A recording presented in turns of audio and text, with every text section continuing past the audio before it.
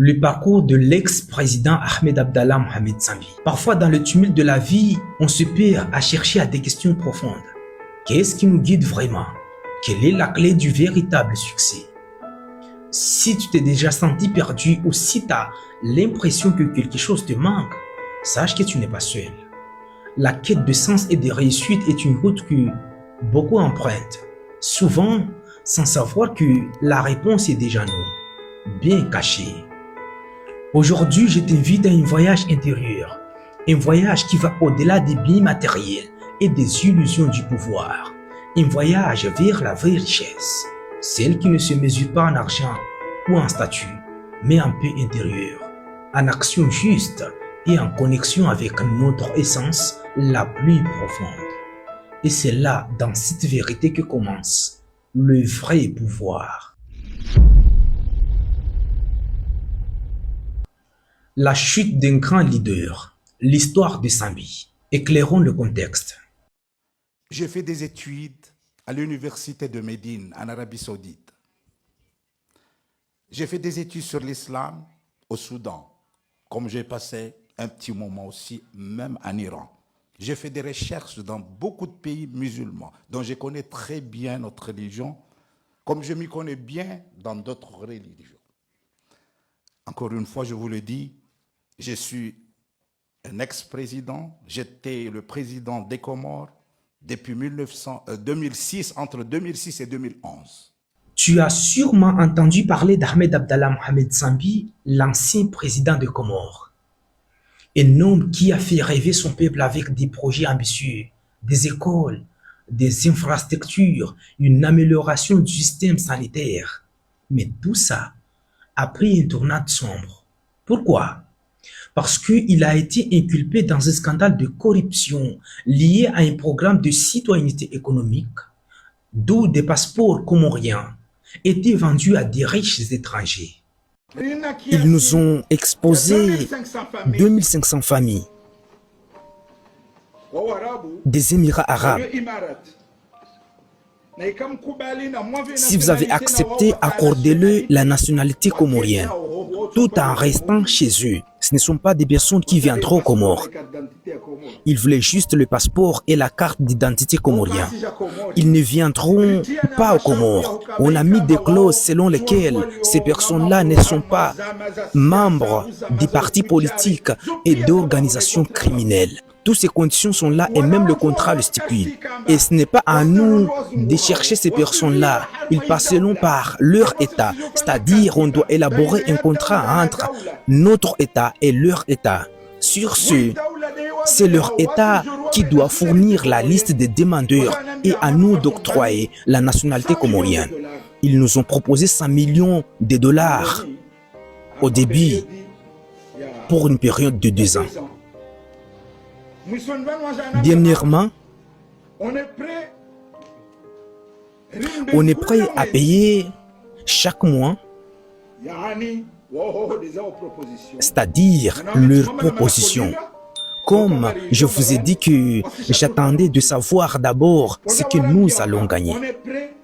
Ils sont venus proposer une somme de 4 millions de dollars par mois durant 2 ans. Donc, ils souhaitent que cet argent soit investi dans le développement des Comores. Je m'explique. Le moment où ce mec a eu le pouvoir en 2006, il a annoncé des projets d'infrastructure, d'installation des écoles, des dispensaires, d'améliorer le système sanitaire public et d'éducation. Mais pour financer tous ces projets, les parlements comoriens votent en 2008 un programme de citoyenneté économique qui consiste à vendre des passeports comoriens à des riches bédouins apatrides du Golfe Persique. Ce programme aurait donné lieu à une affaire de corruption selon une loi parlementaire, raison pour laquelle Ahmed Abdallah Mohamed Sambi est resté au cœur de la poursuite judiciaire jusqu'à aujourd'hui. Quand son mandat est terminé en 2011, son rêve s'effondrait et sa chute a été spectaculaire. Aux Comores, l'ancien président Ahmed Abdallah Sambi a été condamné lundi à la réclusion à perpétuité. Il était jugé pour haute trahison par la Cour de sûreté de l'État. Les décisions de cette juridiction spéciale ne peuvent pas faire l'objet d'appel. Principal opposant de l'actuel président Azali Assoumani, Ahmed Abdallah Sambi est accusé d'être impliqué dans le scandale dit de la citoyenneté économique. Il avait fait voter en 2008 une loi permettant de vendre au prix fort des passeports à ceux en quête d'une nationalité. Sambi ou Ahmed Abdallah Mohamed Sambi, c'est un président que j'admirais. Moi, je l'admirais pour son parcours entrepreneurial. Mais là où j'ai commencé à moins aimer l'homme, c'est le moment où je découvre qu'il est inculpé de fraude au passeport et montant estimé de 971 millions de dollars. Cette scène a provoqué une répulsion envers cette personnalité que j'admirais.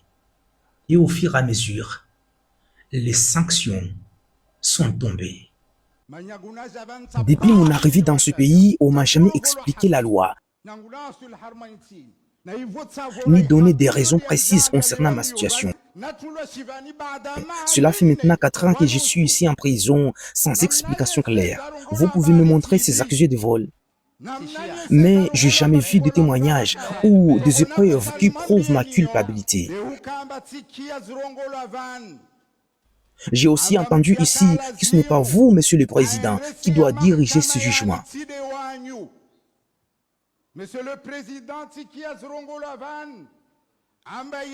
Il paraît que la personne qui doit diriger ce jugement est celle qui n'a pas connu ce dossier. Or, mes avocats affirment que vous l'avez déjà vu. Cela montre à mes yeux que ce jugement est injuste et ceux qui me jugent ne suivent pas la procédure légale. Je tiens à préciser que je ne reconnais pas ce jugement car je le considère illégal avec des juges qui ne sont pas habilités à me juger. La loi exige que ce soit un décret spécifique qui autorise les assesseurs, mais il semble que ce n'est pas le cas ici puisque vous avez utilisé un arrêté. En conséquence, je considère ce jugement comme étant illicite. Je vais être clair. Je ne suis pas d'accord avec ce processus et je ne vais pas participer à cette injustice. Je ne vous aide pas à me détruire ou à détruire une autre. Vous pouvez me juger comme vous le souhaitez. Mais sache que je refuse d'être impliqué dans ce jugement illégal avec des juges qui ne suivent pas la loi. Que la paix soit avec vous. Maintenant, il y a une question que je dois te poser. Pourquoi ça se fait-il qu'après des années, Sambi ne tombe qu'aujourd'hui? Le premier élément qui a provoqué la chute de Sambi, c'est un système informatisé qui s'appelle la banque. Je m'explique. Tu vois la banque est un système de base de données programmées qui gère tous nos propres revenus. Tu la possèdes, moi je la possède. Mais il y a une autre banque dont l'on ne parle jamais. C'est la banque de l'univers.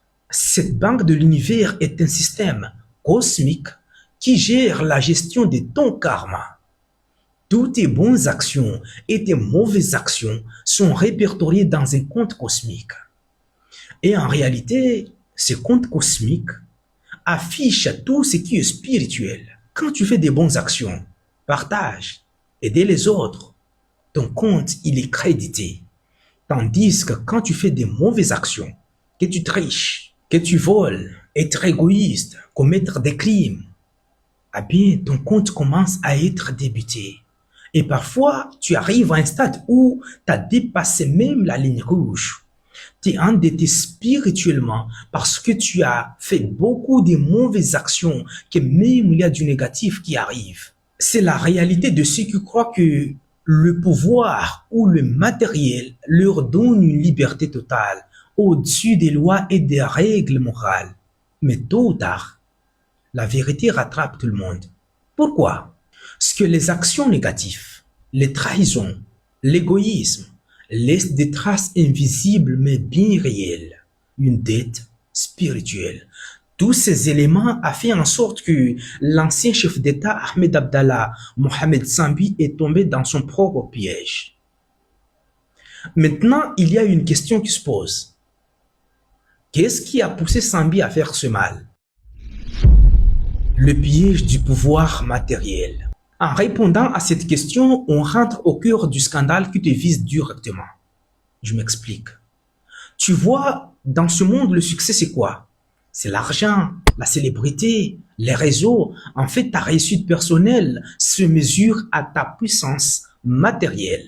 Le problème, c'est que certaines personnes, lorsqu'ils ont une puissance matérielle très élevée, il y a une réaction chimique qui se produit dans leur état spirituel. Et cette réaction chimique interne fait en sorte qu'ils commencent à perdre leur direction parce qu'ils se sentent invincibles, ils se sentent intouchables, ils se sentent au-dessus des lois. Ils ont une vision du monde pyramidal, au sommet de la pyramide, au-dessus de toi, au-dessus des lois.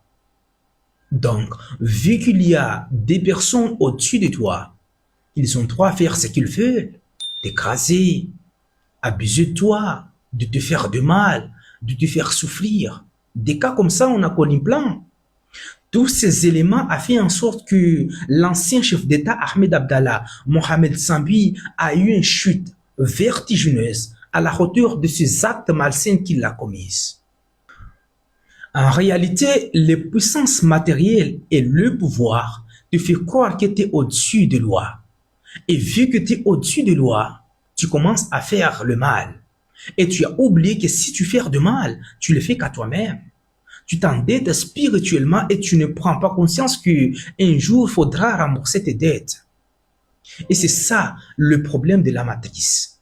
Tu vois la matrice? La matrice nous fait croire que la puissance matérielle ou la puissance du pouvoir est le centre de notre vie.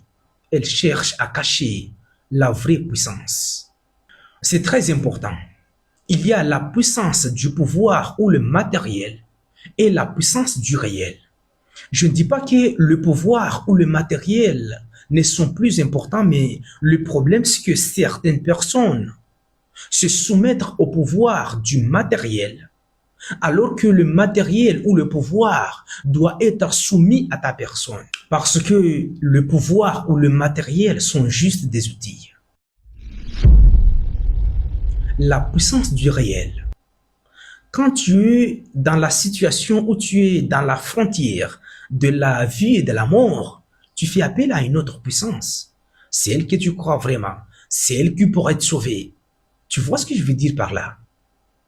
Dans ce monde, on nous fait croire que le succès se mesure à l'argent, à la célébrité, au pouvoir, au bien matériel. Mais la vérité, c'est que quand on se laisse dominer par ces choses, on perd de vie. On oublie qu'en accumulant des actions négatives, notre compte spirituel devient débiteur. Et quand cela arrive, des conséquences imprévues suivent, que ce soit dans la vie personnelle, professionnelle et en même temps, la santé. La puissance spirituelle. Les puissances du monde croient qu'ils sont au-dessus de tout, qu'ils peuvent écraser les autres sans conséquence, mais c'est pas vrai. Parce que la véritable puissance, celle qui guide nos vies, n'est pas matérielle. Elle réside dans notre âme, dans nos actions. Les vraies forces de l'univers sont spirituelles. Tu sais, je suis conscient que toi, dans ta vie, parfois, tu te sens pas bien. Peut-être ta situation financière, professionnelle ou amoureuse. Mais je voudrais que tu prennes conscience que la chose qui va t'épargner dans ce monde n'est pas ton pouvoir ou le matériel, mais ton pouvoir spirituel. C'est toutes tes actions que tu vas engendrer de ta journée pour remplir ton compte spirituel. Et dans le fond, j'ai l'intime conviction que les actions qui sont bonnes attirent le bien, attirent les énergies positives, nous ouvrent les portes, nous facilitent les choses. Raison pour laquelle, pour réussir, il faut d'abord réussir spirituellement. Et réussir spirituellement signifie d'abord atteindre un équilibre intérieur, avoir une vision claire de tes valeurs et tes objectifs. Lorsque tu es aligné de toi-même, tu peux développer ta patience, ta persévérance et ton mental. Si tu es prêt, transforme ta vision grâce à notre communauté H Production. N'hésite pas à partager cette vidéo pour que ça touche tout le monde. Et si tu es nouveau dans ma page, abonne-toi pour programmer ton cerveau.